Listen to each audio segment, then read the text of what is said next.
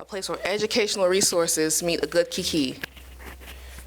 Okay. Place where educational resources meets a good kiki. Hey. You look so nervous. Okay.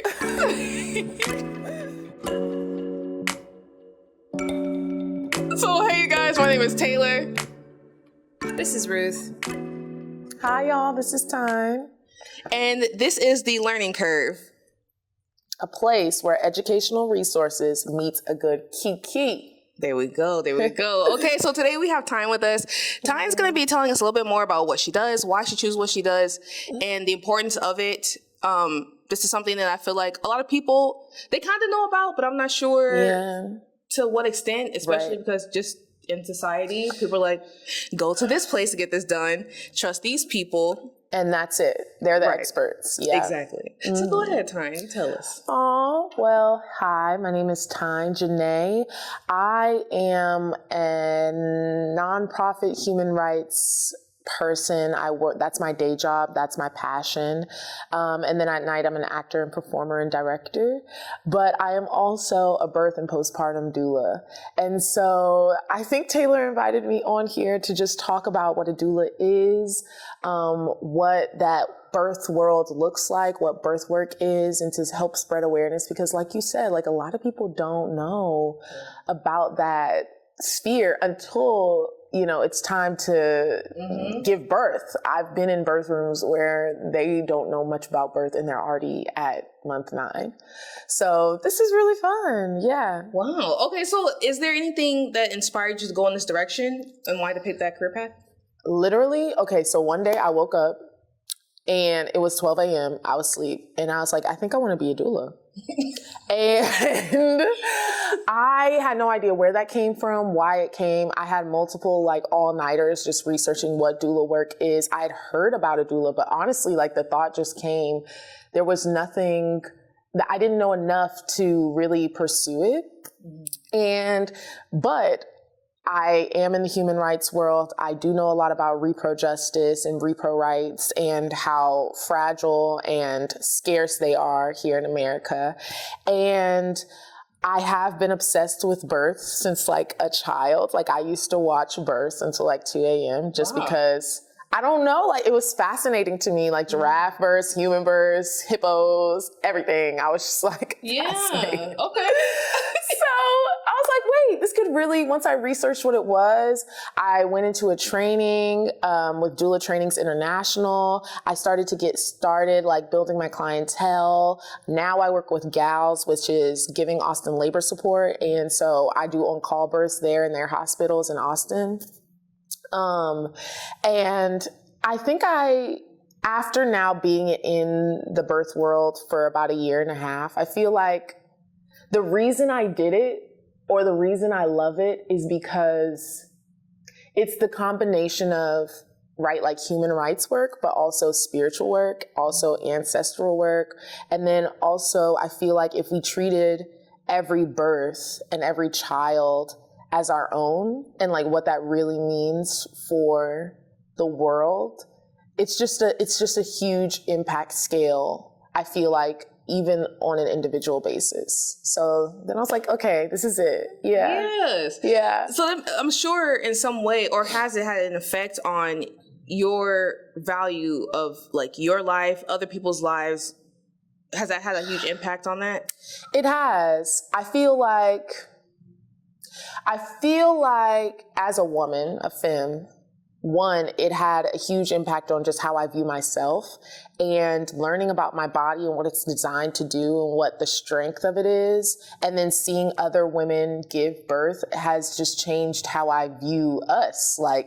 I think we always say, women are strong and everything, but to really understand that on a scientific level and then to see it play out has changed my life. And what it means to also just be a partner and a community member. 'Cause in that space, if you're not helpful, get out. You know what I mean? And there's so many ways to be helpful. And I feel like I've just learned so much about what it means to be a community member.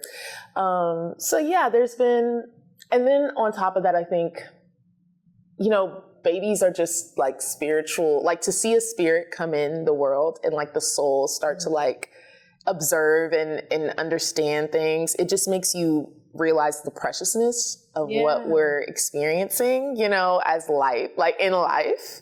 So yeah, that's very beautiful. So yeah, that is even like from like a cinematographer photography side. Something I've kind of wanted to get into is like filming and documenting people's births. Because I'm like, that's such a beautiful like moment to see and be a part of. Like, I got to do a little bit better with. I'm a little on the queasy side when it comes to oh my gosh. Everyone always asks me, like, when I first did my first birth, like, was it crazy? I was like, it really wasn't. I think once you're in the room, it's just, and maybe this is just me because I be watching births all the time, but I was like, look at that vagina go. Like, yay. Like, it wasn't as squeezy as I thought. Okay. But yeah, birth photography and birth filming, I do a lot of that actually. Because a lot of times when the birther is actually pushing, there's not much, the partner is there and supporting. And so I'm filming and taking pictures and stuff. And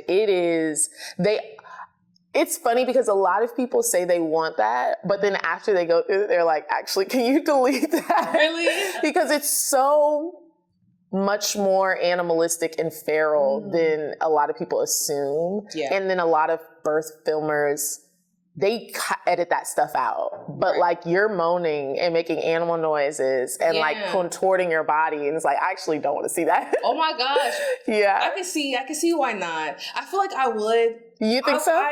Because I'm also like, I love memories. Like I want to remember everything. I'm definitely the person that's like, I'm going to take pictures of this. Like every time we go somewhere, like with Ruth, like something as simple as whenever introducing her to like a new author, right? I was recording, like getting her reaction, like not to, which I know can be invasive for some people, right? Because I always be like, oh, is it okay if I use this? This? But it's like, now I have this memory of my friend being like really happy when they like came across a new book, you know? That's so beautiful. So, and you're right. I think when people do give birth, they do go into a zone. I call it, and some other birth workers call it the zone, where like your animalistic side and your instincts take over and you surrender to a lot of control. And so they don't really remember. It's a blur. So you're right in that. I can imagine. Yeah. You want to look back, but some are like, what I do remember is enough for me. Yeah. No, see, I don't know if it'll be something that like everybody will get to see. Right.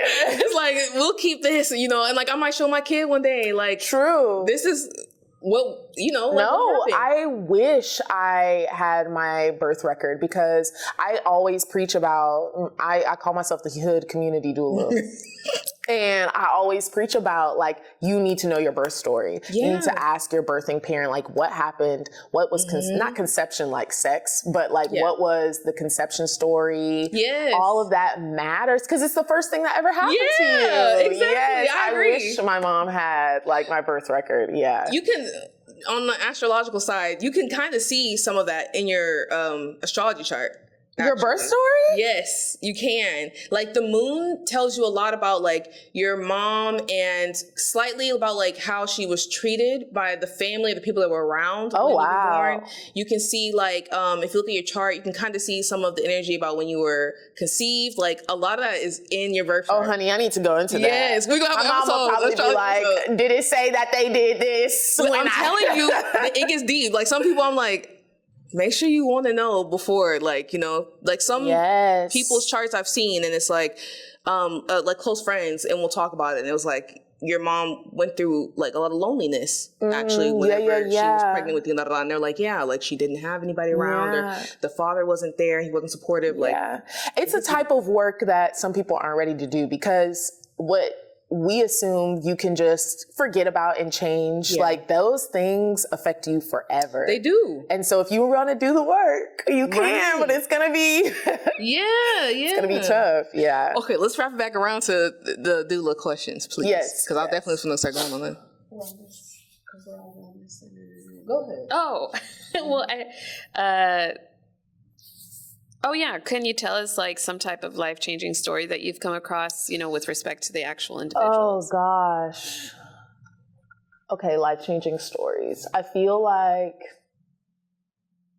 this is a sad story. That's okay. But I think that the first birth that I went to was a young Black birther. Sorry, I'm trying to siphon through to make privacy, to respect privacy. So it was a young Black birther, and their partner was non-existent in terms of support.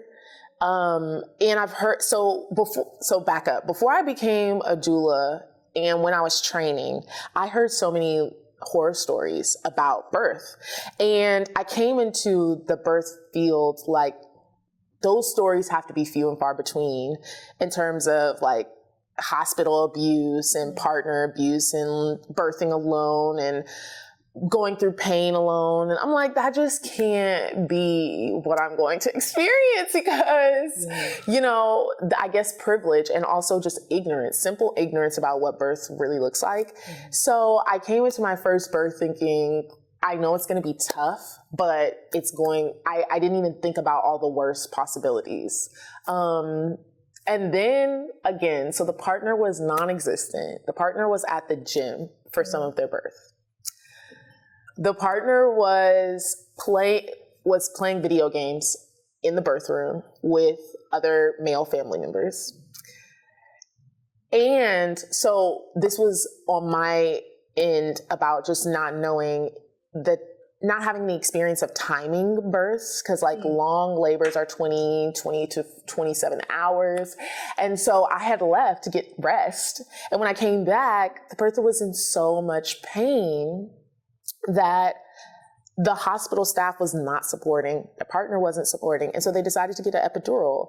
And that was the only suggestion that was given by the hospital staff. Now, mind you, there's so many positions, there's so many like pain coping mechanisms. There's so much to do before an epidural, because once you get an epidural, that increases your likelihood of C-section, of cesarean, that increases the likelihood of possible like tearing or post-op complications or things like that. So they didn't know all of this. Could you tell us some of them? Some of the other options? For pain yes, like there's first of all, positions are really important in a hospital setting. They're going to limit or not even tell you the positions that you can take. A lot of times you see birthers just laboring on the bed, laying down. So many things to do to help the baby feel more comfortable, to help you feel more comfortable. There's so much. That's why the partner is so important, or the support person is so important, because the pressure points, for this specific birth, the head was pushing out of her back. And so I just pushed that little baby's head in, and they were like, oh, I feel so much relief. And so there's different things like that. Showering, bathing while you're laboring is really big. Spinning babies, which is a whole another thing. The breathing that you do. Also, like, there's sex. There's like, I was like, I don't even know if I can say this. So there's different things that your partner can do. Obviously, that's in the earlier stages of labor, and then there's just the affirmation of it all. Like to say, you got this, you're doing this, you are a bad bee. This contraction will only last 1 minute, because a lot of times it feels like it'll last forever. Like you'll get out of contraction and it's like, I know that had to have been 10 minutes. It's like, no, it's only 30 seconds. And so it's helpful to have someone like 15 seconds more, 10 seconds more. And so to have none of that when you're going through some of the most uncomfortable, if not the most uncomfortable pain and discomfort in your life, is a lot of, like, I think it's up to like 85%, but don't quote me on that. Do your own research. Get an epidural. And again, like, epidurals are great for certain things, but they're also unnecessary epidurals can be a risk. And so, well, everything in birth is a risk, but they can be even more of a risk. And so, I get to the hospital, they've decided to do an epidural, and then finally, the nursing staff and the doctors come in, and not to say that they were at all abrasive or abusive, but just the idea of dismissing, like, I'm worried about this becoming a cesarean. They're like, oh, no, don't worry. And it's like, no, but I was like, no, actually, that does increase the likelihood of cesarean. You know, just completely dismissing. And of course, this is a young Black birther. So I'm thinking about all the implications of that, all white staff. And they ended up having the baby. The baby came out with 2 pushes. It was such a easy, beautiful story to wrap up. But I will say that for that to be my first birth completely changed. Like, I think at first I was a doula because I loved birth work. And now I feel like I'm a doula because doulas are just needed. And like that I'm needed. And women that look like me are needed in the birth field. And so it just changed my whole trajectory. I also had a bias against home births. I wanted to be a home birth doula. Now I see how important it is to be a hospital doula. I'm both, but like the majority of my births are in the hospital because we're needed, especially for Black women. So how do you get a doula? There's so many ways. So, well, it depends on where you live because your state's repro rights make a difference. A lot of doulas, like in California, are covered by insurance. You can just request one through your insurance and they come. I think it's called Medi-Cal. But in Texas, that ain't a thing. So you have to hire a doula privately, doing your own research, trying to find one. That can be stressful within itself because you're already trying to find medical providers. Then you got to find a doula. But word of mouth travels quickly. All your birthing friends, like, who'd you use? Who do you know? But I will say that in Austin, Gals is the only organization in Texas where they pair doulas that if you need one for free. And then the doula gets reimbursed through insurance. And I don't know what magic they worked because Texas, again, doesn't cover doulas through insurance. But for people who, I can't tell you, but I can tell you that in Austin, honey, if you are struggling and you need a doula, like they pair you. So it would be like living in Houston, it'd be like, oh, let me just go and drive to like Child, because some people like to find their own team and handpick them specifically. But some people want like a center, and I always suggest a birthing center because they're going to have a list of referrals. They're going to have a list of doulas, a list of midwives. They're going to have resident midwives. So, yeah. Do you know of some off the top of your head, birthing centers here in Houston? Ooh. You can look at your phone if you need some. Okay, it's called Sun. Hold on. It's going to come as soon as I pull it up. Okay, because and we'll also add the link in the description box. Yes, please do. Okay, so there are quite a few birth centers in Houston, but the one that I know is dope is Yellow Rose. They're a midwifery group, but they also have a birthing center. I've heard that they do great work.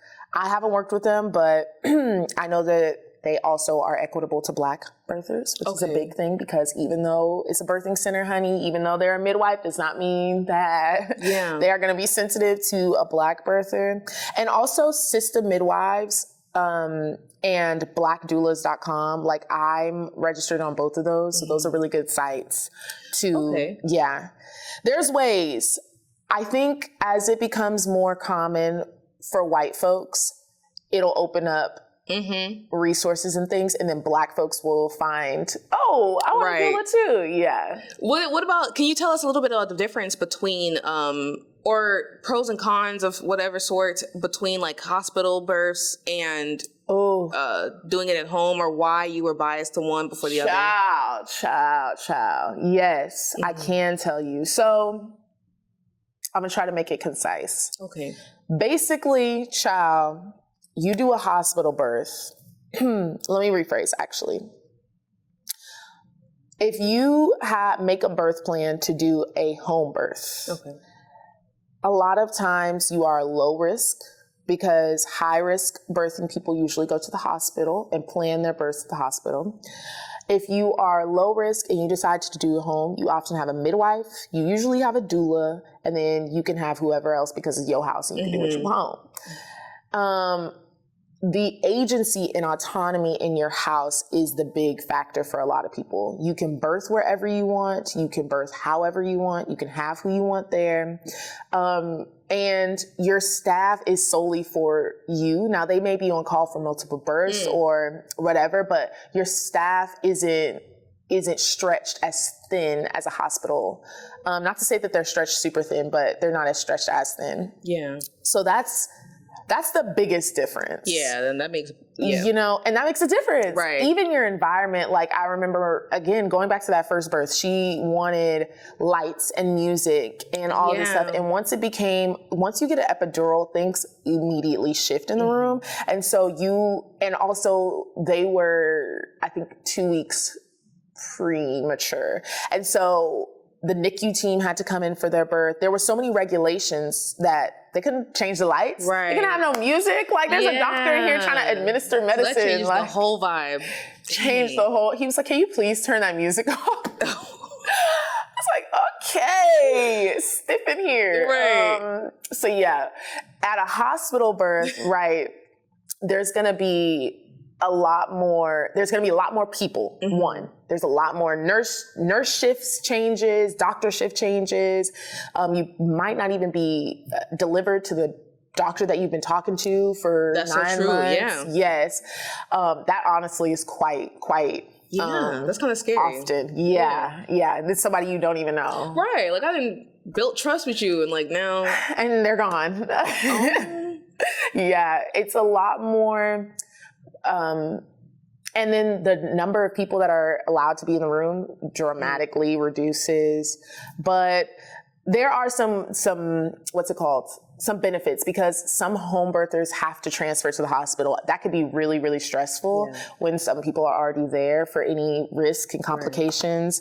What's another difference? If the pain does get to be to a point where it's like, I do not want to go through this anymore, epidural is there and it's easily accessible. So yeah, those are a few of the differences. I think the main difference when I'm talking to people, just people off the street, like, what should I do? Because every time I say I'm a doula, somebody's like, should I do a hospital or home birth? I'm just like, I think if you are comfortable, if hospitals make you feel safer, because that is what really this society has built, is like hospitals are safe, then I think you want to be in a place that makes you feel safe. that's true. But if you feel like you would be safer at home, just your immediate thought, just what would make you feel safer, then you should birth at home, because you're going to feel better. And when you're giving birth, it's all about releasing control. And so if you don't feel safe, you're not going to be able to release. And then that baby is going to be fighting you to get out of your own body. I know, like, if I have kids, the first thought is I want to be able to be home because I would feel safer. I would feel like I would be able to be more vulnerable, which would make my birth easier. Yes. Because I know in the hospital, I'm like, who are these people? I don't want y'all touching me. It's too many hands. It's too many hands. I don't want all of this. Like, I want people that I know and trust in this room. I want the vibe, the music, the lighting. I want those things so that I can release control. Because I'm very like, I'm tightly wound. It's how you sound. So like, I'm gonna need like my own. Yes, things. and your body is too. Like the first birth is longer labor because it's like, what is going on? Right. I'm dilating to 10 centimeters. Come on now. That's why too. You know what's something just that I love about like social media is the one person that every time they find out something about like a birth, how they go my gosh, list, yes. Like reasons not to get kids or something. Yeah, I'm like, but this is also, it's just like, these are more reasons to also respect the woman's body, the process of having a baby. Like, no, true. That's a lot. I really believe that if women or people that have a uterus learned about their body early on, that would be the biggest birth control that you could ever give. Because listen, what? My body's gonna have to do what to give a baby? Exactly. And two, they would there would be so much more respect for their own selves, their moms. There's just so much that comes along with ignorance, and ignorance is not bliss when it comes to birth. Right? Yeah. I'm not gonna lie to you. I think that's just a way for people to hide. Like, I get it. Like, we want to be happy, but like, knowledge is also power.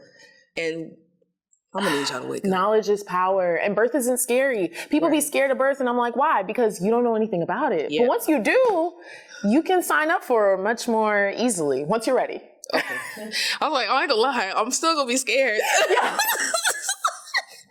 My brain immediately goes to like, the stories I've heard of like people going through like the long labors, the rips and the tears. I know. Yeah. Okay. But hey, since you said you wanted a hot home birth, you could be in a pool that decreases tears. You're going to have a doula that's going to be there every second. That's going to help you through like the sphere of it all. Yeah. Yeah. The long labor, a lot of people say long labor, right? But like early labor can last like 10 hours and you're having minor contractions. You could still cook in early labor. You can still go for a walk. Like, have sex. Definitely. You want to do that because it speeds up later. Which makes me think of like, we are also not medical. Well, we are not. Okay. I was like, can we make that disclaimer? No, yes. I was thinking of like, some people, they say like take okra water before you're about to give birth because that's supposed to help with lubrication, I guess? Yeah. No, I've heard that. There's a lot. So not only am I not a medical professional, but I'm also not a homeopathic doula. Yeah, so don't listen. But there are, and I do want to get into like homeopathic doulas, herbal doula work, because that's a huge, like now with the okra water, I've heard that okra seeds can damage, like people used to take that to actually have a natural abortion. I've heard that about papaya seeds as well. Really? So people have to be very careful, You got to be, careful, but also people be like, oh, I can't do that. I'm giving birth. I'm like, you eat Pop-Tarts. Do you know what's in a Pop-Tart? What's in a Rice Krispie? No, like, exactly. Really? You got to be careful, but at the same time, you'll be fine. Please. There's, well, this is kind of sad, but I don't know if y'all heard like recently about the nurse that they found out she was breaking the bones of newborn babies in the hospital. Oh my gosh. Oh my gosh, you guys. She had been doing this. She is a white lady and she was doing it to black babies. And I'm like, they found out because of course like parents were getting their kids back that were fine and healthy, and then finding out their like legs and stuff were broken, and they were like, how is this happening? And that lady had been doing it for years apparently. Wow. And I'm like, that's why too, like, I want someone that I know and I trust, because that is some crazy. That's some crazy like, what shit. is wrong with you? Things. Excuse my language. But no, what was I about to say? I think that people underestimate the racism, the violent racism that is in like medical settings.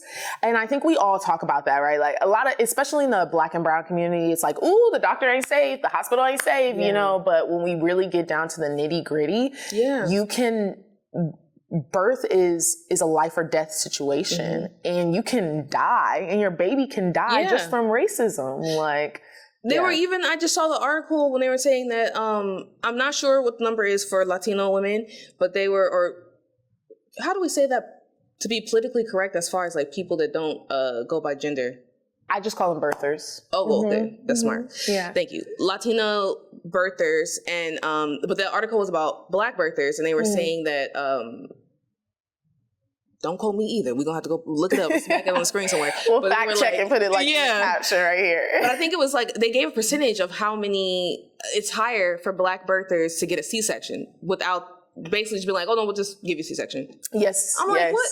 Like, relax. Yes. Every single statistic in terms of C-section, in terms of episiotomies, which are when doctors literally or nurses literally go in and tear your vaginal wall to make room for the baby, which has already been debunked as like not a great medical practice, but it still happens. Yeah. Episiotomies, C-sections, epidurals, like all of those numbers are skyrocketing for Black birthers all the time. My God. It's and what it really comes, not what it really comes down to, because it comes down to a lot, but a lot of times what I've seen is just simply the dismissal. It's the not really listening to what you're saying. It's assuming that you really don't even know what you're saying. And so we're going to do a C-section. We're going to do epidural. We're not even really explaining it because you don't matter enough or you're not smart enough to know what I'm saying. So I know better than you, and I'm going to just do this. And that's really what it goes down to. I wonder, we should have like a white doula, because I would love to see like one that's very honest, because I would love to see if learning these things, has that changed the perspective on the value of another ethnicity's life? Yes. Or do they still, I wonder if somebody, I mean, there's some people that will admit mindset. I feel like I would hope that it's changed their perspective. And I would love to hear a white doula's perspective. Mm-hmm. I also feel like, it's tough because, this is why I fully understand why black birthers or brown birthers want a black or brown team. Yeah. Because no matter what, this world is entrenched in racism. Mm-hmm. And so a white doula in such a vulnerable and exposed space, actually a lot of people feel like they may even,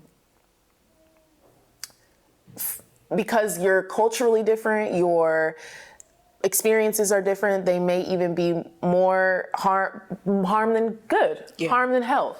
And it's not intentional, but a lot of, like, for instance, again, going back to the first birth I went to, I can understand a little more culturally why the partner was a little more non-existent, because and a lot culturally, birth is the woman's job, and men and males have there's no assistance to really be given. They're not taught how to support.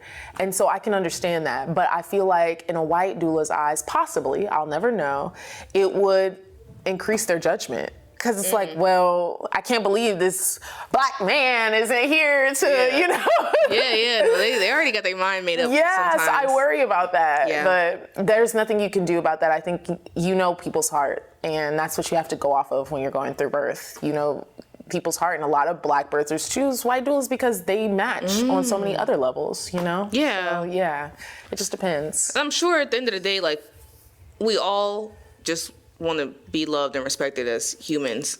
Exactly. That would be nice. Exactly. That could be, Exactly. And all doulas, if they've been trained, go through how to love and respect and how to be sensitive and how to support no matter what the circumstance is. And so, You know what I also am interested in? So in your training and your classes and whatnot, okay, so I've seen like other people in medical more on like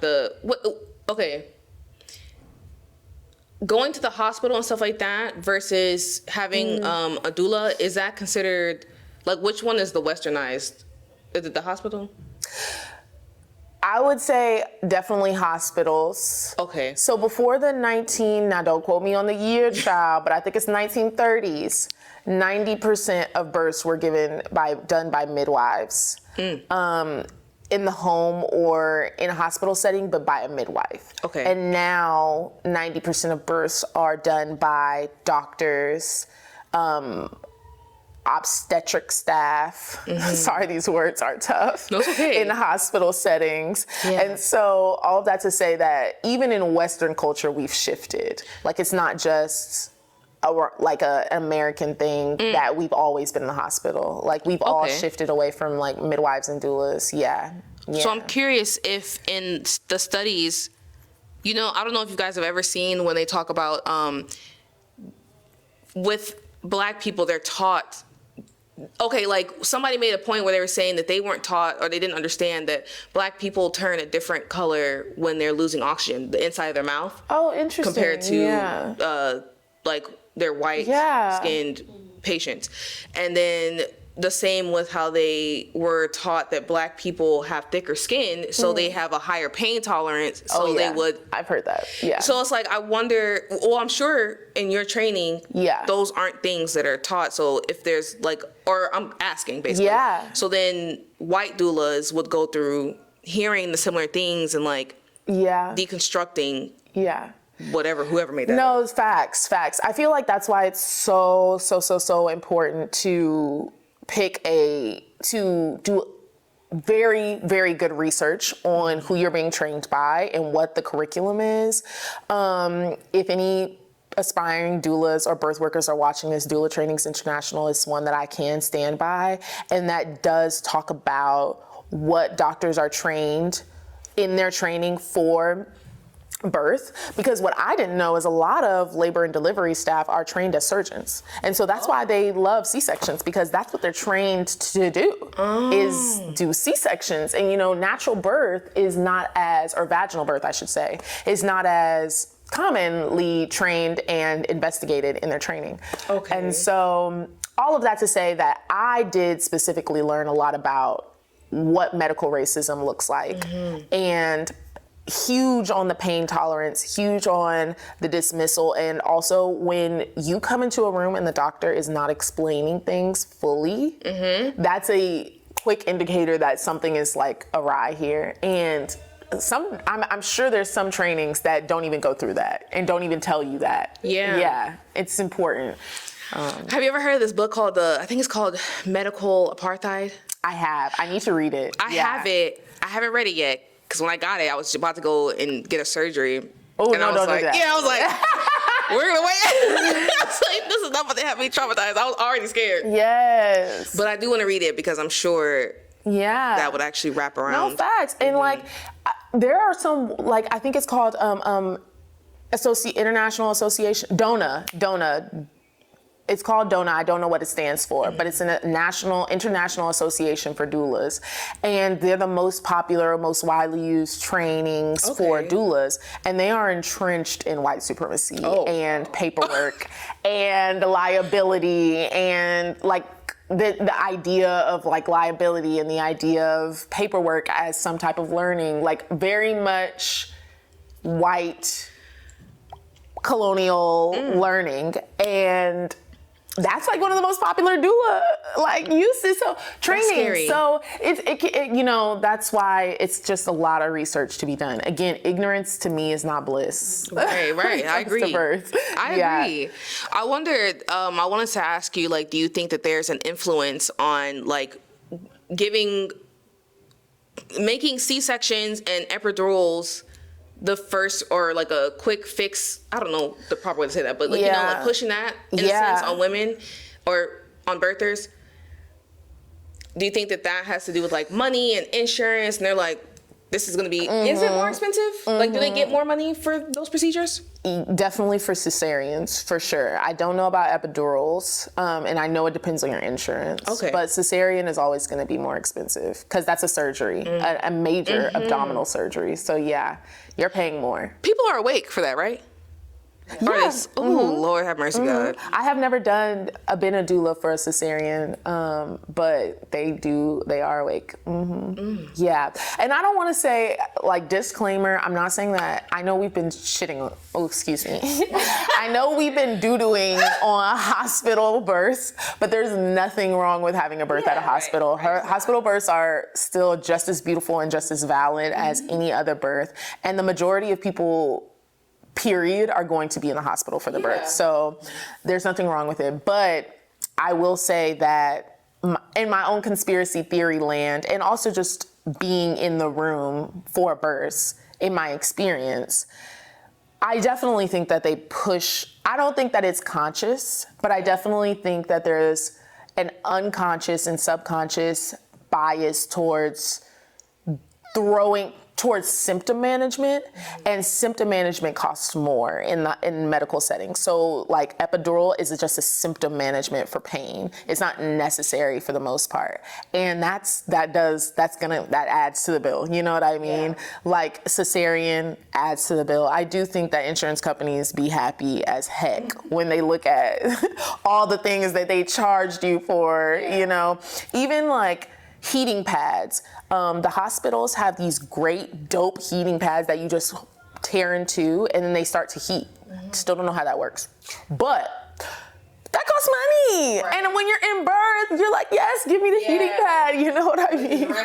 They're racking it up. I'm pretty sure there's something to that because there's so much money made on birth in America.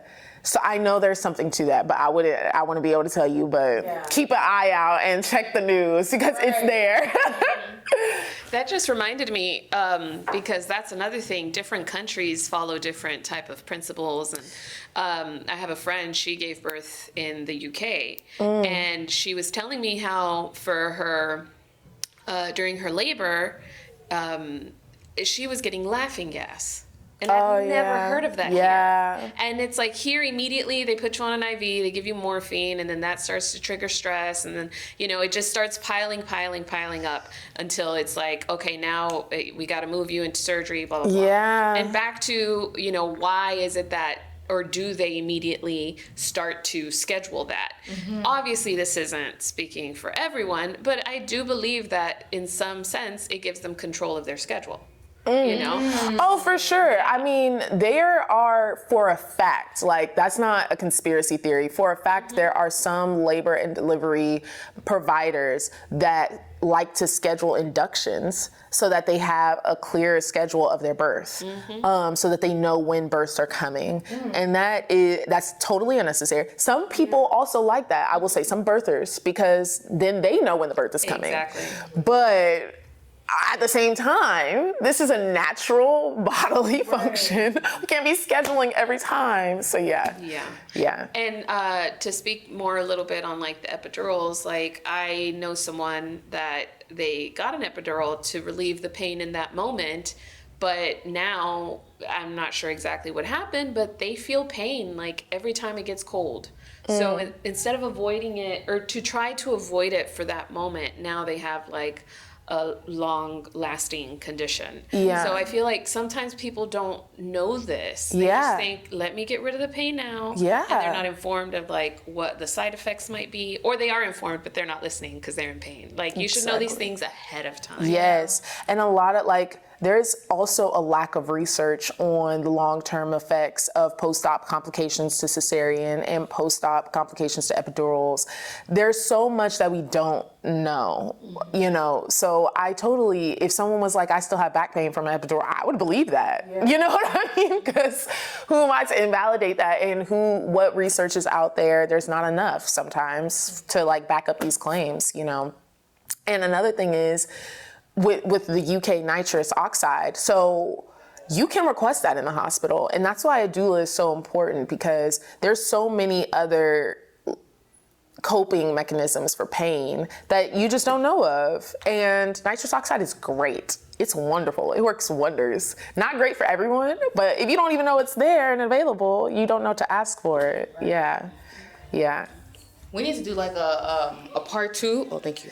We do. I'm just realizing all of the things we didn't even cover. We need to talk about lactation the first hour after birth. My goodness. That's all. Like, we need a part 2 and part 2 and a part 3, because we need to also have someone like, I'm all down for having someone that's on like, I'm gonna use the word opposing, but this isn't like a fight. Yeah. But like someone that's on the opposite side too, so that there can be the conversation from both sides. Because this is a very informative conversation that I would like to hear. Like, because we're not bashing one or the other and saying one's better than the other. No, there's no bashing. Yeah. And at the end of the day, most people at the end of their life just wanted a happy and healthy birth. Right. And even in America, even in the hospital setting, that happens a lot. Happens less for Black and brown women, but it happens a lot, and that's the goal, and that's what's beautiful about it. And so no matter what happens and that's why it's important to make a birth plan, but if it doesn't go exactly according to plan, when you have that healthy, happy baby, like nothing else really matters. Right. Yeah. That's really what the goal is. That's what the goal is. And I will say that I think most medical providers have that goal too. I think that there's a lot of entrenched racism and institutionalization that like has barriers, but I think for the most part, everyone wants happy, healthy babies. Yeah. Like, give my kid a fair chance to have a healthy life. That's also that's on me too, but but it starts in that hospital room or that birthing room. It does. Or even really before that, the 9 months leading up to it. Right. Even before that. Right. We didn't even get into, but I was just ranting to someone about the facts that, and you can zoom in, you can edit this. Okay. A lot of miscarriages. Yes. And maternal morbidity and birth complications are due to the health of male sperm and the health of the male partner. Yep. So when you are thinking about having a baby or conceiving a baby, the health of the male is so important, and men and the birthing partner have so much responsibility when it comes to childbirth that is not talked about. And if you are, because I know a lot of married couples don't plan, they just stop using birth control. And you could totally do that, but then the male the sperm giver needs to be constantly healthy, lower caffeine usage, lower alcohol usage, not smoking, because those things affect genetics. A lot of the genetic information comes from the sperm. So I said my piece. Take with that what you will. No, I agree with that 100%. I was actually looking into that not too long ago. And I feel like for me, it's always been a thing, like if I decide to come to the decision of having a child, it's not going to be an immediate thing. It's going to be, all right, we're going to have to get more active. We're going to have to really get I go through phases of I'll go 6-7 months without alcohol and stuff like that. But it's I don't want to drink alcohol. I want to give myself time to cleanse my body and give my future child a safe place, but that partner gonna have to be on that same level. They gonna have to be doing the same thing, because it's both of us. Child, on Real Housewives of Potomac, they was getting on. I don't know if anybody watches Real Housewives, but if you do, they were getting on. I can't even think of her name right now, but one of the ladies on there was pregnant, trying to get pregnant, and decided to stop drinking, and it was a whole topic of discussion. And I'm like, see, this is why ignorance is not bliss, because you not drinking even when you're trying to get pregnant is so big and important, because your body, before you conceive, your environment is already at play. Right. So the sperm is already at play. Right. And I think it takes, I don't even know, it's 6 to 8 weeks. Go do your own research. 6 to 8 weeks of before the sperm that enters and fertilizes the egg has been maturing for 6 to 8 weeks. So that means before then, nope, it's longer than that, but I'm gonna say 8 weeks for right now. 8 weeks beforehand, you need to have been not drinking, all that. So yeah, and I would hope for myself, I want a partner that's just as involved or more thoughtful and caring about what we're trying to create together, which means taking care of themselves as well. Yeah. I mean, if you are going to, and this is Tyne talking, this is not Doula Tyne talking. Maybe this is hood community Doula talking. But if you gonna build a baby and birth that baby, the least they can do is be there every step of the way and beforehand. The least they can do is be healthy. The least they can do is help you through that process. I always tell people, baby, it's not about just finding a partner for you, a romantic partner. It's about finding a parent. Yes, okay? Someone who wants to be a parent, who wants that. Someone who's ready for all that entails and can match you. Because maybe you're not that deep into that stuff, but if you are, your partner needs to match you. 100%. I agree. Yeah. Yes. Especially if you're gonna build it. Oh my God, I'm over here building life. Okay, wait, but now before we wrap up this episode, on a more kind of surface level materialistic side. Yes. I'm also the partners who say they're I want a push gift. I'm yes. Yeah. Bring that in. Most definitely. The things that I'm going through.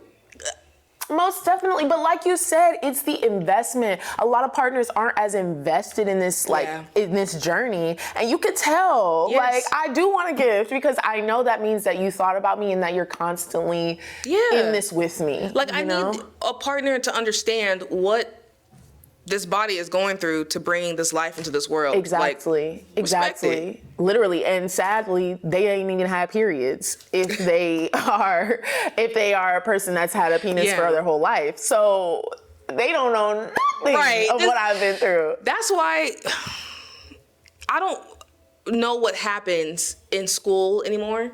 I think are they trying to stop classes like that? Stop sexual. Yeah. Oh yeah. We need these things. We need so much sexual. And it needs to be in depth. In depth. And not just the basics, right? Or separate the girls from the boys and teach them about their own anatomy. No, boys need to know what girls go through and vice versa. Speak. And it's that's the way to respect each other and know what they go through. No, I was just talking to my papa. Oh, no shade to you, papa. I love you. But he did not know that women are born with a set amount of eggs, and once those eggs are gone, that's menopause. It'd be like that though. It'd be like that. It's okay.